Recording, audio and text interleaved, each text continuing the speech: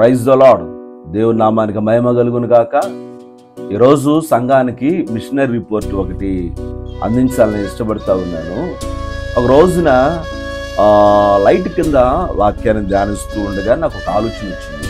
ఈ లైట్ కనిపెట్టిన వ్యక్తి ఎవరై ఉంటారు అని ఆలోచన చేసినప్పుడు, ప్రియదేవుని బిడ్డారా, థామస్ ఆల్వా ఎడిసన్ అనే వ్యక్తి కనుగొన్నారు అని నేను చదివాను. ప్రియదేవుని బిడ్డారా, ఇతను అమెరికాలో జన్మించారు. ఈయన ఎలక్ట్రికల్ బల్బును కనుగొన్నారు. ఈయన అడిగితే అంటారు, ఆయన ఇదిగో బైబుల్ నన్ను వెలిగించింది, నేను లోకాన్ని వెలిగించాలని ఆశపడ్డాను అని చెప్పేసి లోకానికి మంచి వార్తను చెప్పారు. ఆయన ఇతను ఎవరంటే ఒక గొప్ప ప్రార్థనా పరుడు. ఈయన ప్రపంచానికి లైట్ అందించారు. ఈరోజు మనందరూ కూడా బైబిల్ చదువుకుంటున్నామంటే నిజంగా ఆయన ప్రార్థన ప్రతిఫలమని జ్ఞాపకం చేస్తూ మాట ముగిస్తా ఉన్నాను. Thank you. God bless you.